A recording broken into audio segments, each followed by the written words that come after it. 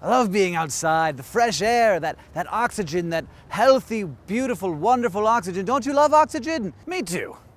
But it's killing us. Today, Earth's atmosphere is only about 20% oxygen. Most of the air that we breathe is nitrogen, with a couple of other trace gases thrown in. But every last member of the kingdom Animalian needs that oxygen to survive because it's how we power our cells. When we breathe in, our blood takes oxygen out of the air through our lungs and carries it to our cells, where it's used in the process of cellular respiration, which is how we turn the food that we eat into the energy that our cells need to do their business. But oxygen wasn't always in the Earth's atmosphere. In fact, oxygen's probably been around for less than half of the Earth's illustrious career, about 2.2 billion years. And it's only been in the past 600 million years that the atmosphere has had enough oxygen to support animal life. So the very first living things on Earth from which all organisms, including us, descended, didn't need oxygen. Which means that we have to deal with something that our most ancient ancestors didn't: oxygen's dangerous side.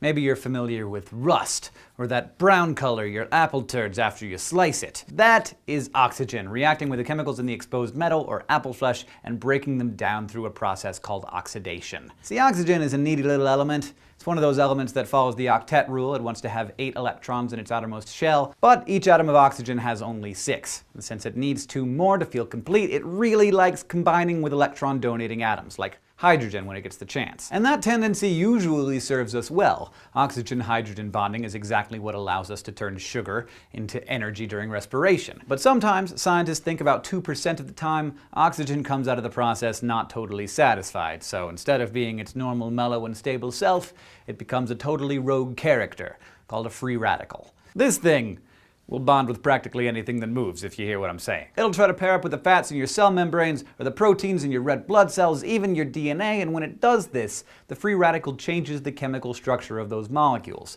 sometimes damaging them. When a protein on a red blood cell is oxidized by a free radical, for example, the protein changes shape and notifies the immune system to take it down in a kind of mercy killing. When cell membranes oxidize, they can become less permeable, and the oxidation of DNA has been known to cause mutations that can lead to some kinds of cancer. Basically, oxygen rusts you out from the inside.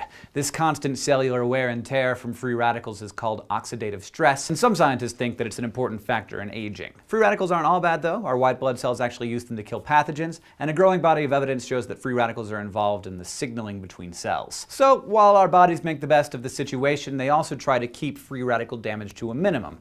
That's why we've evolved ways to combat oxidative stress by using antioxidants, or molecules that inhibit oxidation. A lot of foods contain antioxidants like vitamin E and C and beta-carotene, which help protect our body from free radicals by neutralizing them, giving them something to bond to so that they won't have to rip your cells apart. Oxygen. You can't live with it.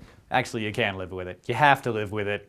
You'll do a pretty good job living with it. I would not suggest trying to live without it. Thanks for watching this SciShow dose. If you want to continue getting smarter with us, you can go to youtube.com/scishow and subscribe. And if you have any ideas or comments or questions, please leave them for us on Facebook or Twitter, or of course in the comments below. We'll see you next time.